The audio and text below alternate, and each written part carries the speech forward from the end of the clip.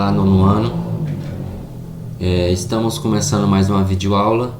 Como prometido, vamos falar agora, depois da atividade que eu expliquei para vocês sobre os números irracionais, nós vamos falar do conjunto universo agora, chamado conjunto dos números reais, representado pelo R maiúsculo. Pessoal, esse conjunto ele é formado por todos os outros que eu já falei até aqui, tá? Então é o conjunto universo que a gente fala. Vamos ler um pouco. Já estudamos que o conjunto dos números naturais está contido no conjunto dos números inteiros, que por sua vez está contido no conjunto dos números racionais, né? Além disso, estudamos o conjunto dos números irracionais. Então veja bem, N está contido em Z, que está contido em Q, quer dizer, um conjunto completa o outro, né? E o conjunto dos números irracionais ele fica separado, porque ele é um conjunto especial, como eu falei para vocês. Parece uma dízima, mas não é, né? Então, já ao juntar os naturais, os inteiros, os racionais e os irracionais, nós vamos ter o conjunto dos números reais, tá? Quando reunimos o conjunto dos números racionais e o conjunto dos números irracionais, obtemos um conjunto dos números reais, indicado por R maiúsculo. Assim, temos que todo número racional e todo número irracional pertence ao conjunto dos números reais. Então, reais é tudo, todos os números são reais. Existe um número que pertence simultaneamente ao conjunto dos números racionais e ao conjunto dos números irracionais. Quem seria ele, pessoal? A pergunta aqui, vocês podem pesquisar e colocar a resposta para mim aqui, tá? Na reta numérica, temos as seguintes relações com os números reais. Primeiro ponto: cada ponto da reta há um único número real correspondente. Segundo ponto: para cada número real há um único ponto correspondente na reta numérica. Com base nessas relações, dizemos que os números reais e os pontos de uma reta numérica estabelecem uma correspondência 1 a 1. Dessa maneira, também podemos chamar essa reta numérica de reta real. Observe a reta real com alguns números indicados, reais indicados. Então aqui ele está dizendo que cada ponto corresponde a um único número real e cada número real corresponde a um ponto. Então é uma relação direta aí, né? De 1 a 1, né? 1 para 1. Para representar os números irracionais na reta real, foram utilizadas aproximações. Por que aproximações, pessoal? Porque nós sabemos que o conjunto dos números reais o conjunto dos números, para representar os números, os irracionais, você não consegue chegar exatamente ao ponto em que ele se refere, porque ele é infinitamente, né?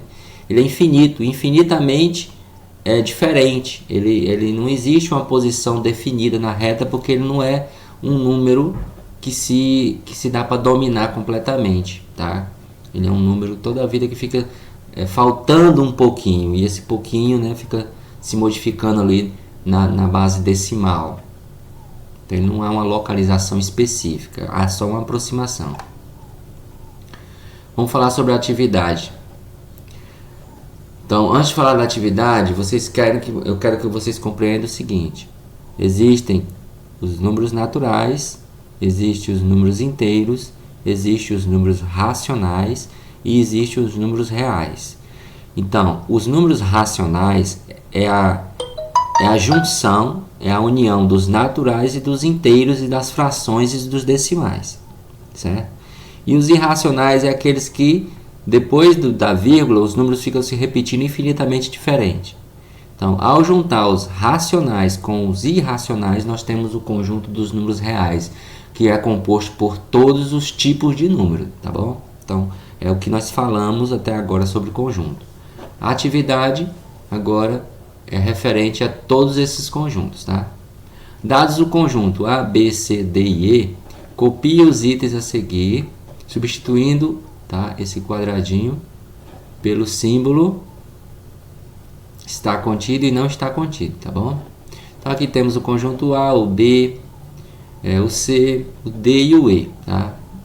Então o conjunto A, menos 5, 3, 12, menos 69. O conjunto B é a raiz de um número qualquer, tá? Ele colocou x, só que x pertence aos naturais. Então aqui é um número natural, tá? Então aqui é a raiz de um número natural, só que ele não falou qual é, pode ser qualquer um lá no conjunto dos números naturais. O C temos a raiz de 5, 1,3, menos 15, 3,78 e uma fração 7 sobre 9. O D tem 1, 3, 5, 7, 9, 11, 13. O E, 1 dividido por um número qualquer. E esse número é diferente de zero, tá? Porque não há divisão por zero. E ele é um número inteiro, ó, pertence aos números inteiros. Então aqui pode ser qualquer número positivo e negativo, aqui esse x aqui embaixo, tá bom? Aí temos a D, aqui o D, tá? Está contido ou não está contido no conjunto dos números naturais? Então se você achar que esses números aqui pertencem ao conjunto dos números naturais, você vai botar está contido. Se você achar que não, corta, né? Bota o Czinho e corta. Então você vai julgar cada afirmação dessa, observando os conjuntos e lembrando da característica de cada conjunto, tá? Natural, inteiro, real, irracional e irracional. Represente no caderno uma reta numérica e indique nela os números do quadro. Para isso, use calculadora e arredonde esse número ao décimo mais próximo. Então, depois da vírgula, você arredonda, tá? Para cima, por exemplo, 3,58. Tá mais para 3,60, né? Que é 3,6. Então, vocês arredondem pro decimal mais próximo, ou para cima ou para baixo, tá? Então, constrói uma reta e coloca esses números, tá? Você vai usar a calculadora para tirar a raiz de 11, tá? Isso aqui é uma dízima, ó. Tem um tracinho em cima, uma fração, divida. Então, o π é 3,14, viu? Considera isso, divide ele por 4 e você tenta colocar numa reta numerada para mim. Vamos dar continuidade falando das potências. Pessoal, então nosso assunto finalizou sobre conjuntos e vamos entrar em outro que agora é as potências. Potência existe uma base e um expoente, sempre é assim, viu? Existem trilhões de células em nosso corpo que contribuem para muitas das capacidades funcionais do organismo. As células se reproduzem por meio de processos de divisão celular que pode ocorrer de duas maneiras. Uma delas consiste em uma célula se dividir em duas com as mesmas características que a original, chamadas células-filha. Cada célula-filha, por sua vez, realiza o mesmo processo de duplicação. Observe o esquema com a quantidade de células-filha obtidas no processo de divisão celular a partir de uma única célula. Então aqui está, uma célula se divide em duas, tá? A esquerda e a direita. Essas logo se dividem também em duas e essa vai e fica fazendo o que? Divisões por 2 infinitamente, tá? Podemos utilizar a potenciação para representar a quantidade de células filhas em cada divisão celular. Olha só, na primeira divisão, que é aqui em cima, ó, na primeira imagem, temos que a primeira se dividiu em duas filhas, né? Então, 2 vezes 1, 2. Ou 2 elevado a 1, que dá 2 também, tá? Todo número elevado a 1 dá ele mesmo. Na segunda, eram já 4, né? Tá? Porque essas duas, cada uma se dividiu em duas, né? Então, resultou em quantos? 4. 2, então a potência ficou o quê? 2 vezes 2, que é 2 elevado ao quadrado, né? 2 elevado ao quadrado, o expoente indica que essa multiplicação da base deve ocorrer por ela mesma 2 vezes. 3 divisões, 2 elevado a 3 e assim sucessivamente, tá? Então, o que está ocorrendo aqui? Só a modificação do que? Do expoente, tá? A base toda a vida é 2, porque a célula sempre se divide em 2. Então, na potência, o que é comum se repete. O que muda sempre vai ser o seu expoente, tá? Uma divisão, 2 divisões, 3 divisões, então vai aumentando o expoente e assim vai aumentando também a quantidade de multiplicações da base por ela mesma. Em uma potenciação, sendo A um número real, quer dizer, qualquer número, e N um número natural, com A diferente de zero, temos o expoente indica a quantidade de vezes que o fator se repete na multiplicação, porque eu acabei de falar, tá? O expoente indica só a quantidade de multiplicações da base, que é o de baixo, tá? E colocou A aqui porque pode assumir qualquer número. E o N aqui está representando também um número qualquer, que é o expoente. A base indica o fator que se repete na multiplicação. A potência indica o produto de fatores iguais. Então, sempre a multiplicação da base por ela mesma. E quem indica isso é o expoente. Uma potência com expoente 1 e a base um número real qualquer tem como resultado o próprio número. Por isso que eu falo, toda potência de expoente 1 repete a base. Tá? Uma potência de expoente 0, a base e a base um número real diferente de 0 é igual a 1. Então, toda potência de expoente 0, não precisa nem fazer o cálculo, pessoal, é só colocar o 1 na frente, tá? E toda potência de expoente 1 vai dar ela mesma, a base repete. Então, o expoente 1 repete, quando o expoente for 0, dá 1. Uma potência com expoente inteiro negativo, a base diferente de 0 tem como resultado o inverso da base elevado ao oposto desse expoente. Olha só, essa daí eu vou explicar para vocês como é que se dá agora, tá? Quando eu tenho um expoente negativo, quer dizer, menos 1, menos 2, menos 3 e assim sucessivamente, o que ocorre? Você inverte a base. Se a base, aqui ele colocou como A, ó, o inverso de qualquer número é 1 sobre ele, tá? Porque debaixo de todo número inteiro, eu posso escrever ele sobre a forma de uma fração, colocando 1 debaixo.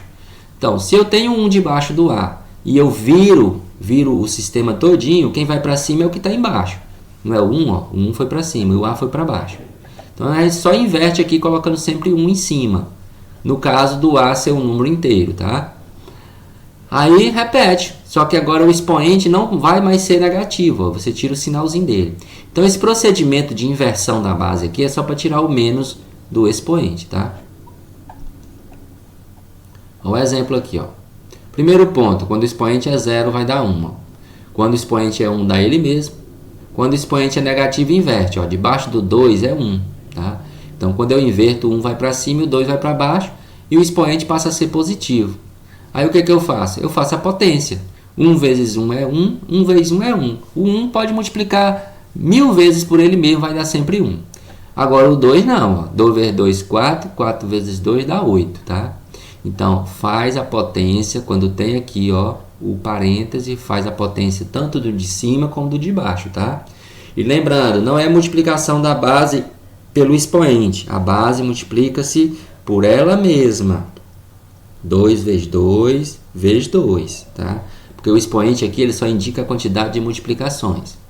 Nesse outro ponto aqui, ó, eu tenho a base negativa. Vai ter jogo de sinal, viu, pessoal? Um macete aqui é o seguinte. Se o expoente for par, dá positivo, tá? Por causa do jogo de sinal. Menos com menos é mais com menos é menos e menos com menos dá mais. Se o expoente fosse ímpar, daria negativo. Então, daria menos 1 aqui, ó. E por que deu 1? 1 vezes 1 é 1, vezes 1 é 1, vezes 1 é 1, vezes 1 é 1. Então, eu posso multiplicar o 1 infinitamente por ele mesmo, vai dar sempre 1. Lembrando, se fosse outro número, ia dar o resultado diferente, né? Porque eu teria que multiplicar esse número por ele mesmo. 4 vezes. Aqui eu tenho novamente, ó, só que agora é uma fração. Ó, o expoente é menos 2. Quando inverte, o 5 vai para cima, o 3 vai para baixo. Ó, inverteu. E aí eu faço a potência, sendo que agora o expoente passa a ser positivo. 5 vezes 5 é 25, não é 5 vezes 2, viu? Sempre lembra disso, a base tem que multiplicar por ela mesma. E o 3 vezes 3 que dá 9. O decimal acontece a mesma coisa, só que com decimal é bom fazer o cálculo, tá? No papel, arma direitinho, multiplica primeiro o 6, depois multiplica o 0, soma, depois coloca a vírgula no lugar. 6 vezes 6 é 36. Olha. Propriedade das potências. Ao realizar operações com potências, é possível utilizar algumas propriedades. Observe, propriedade 1. Sendo A um número real com A diferente de 0, quer dizer, não pode ser 0, e Mn números inteiros, temos que... Pessoal, essa propriedade diz o seguinte, quando eu tenho duas potências de mesma base, ó, A e A, mas os expoentes são diferentes, a gente repete a base e soma os expoentes, tá? Por isso está aqui M mais N, ó, tá bom? Então, para que serve propriedades? Propriedade serve para você é como se fosse um atalho, um caminho mais rápido para você chegar na resposta, tá? São macetes. Observe a demonstração dessa propriedade. Aí ele demonstrou aqui, tá? Depois eu vou fazer para vocês na prática. Aqui com o número aqui é melhor. Aqui eu tenho 6 elevado a 5.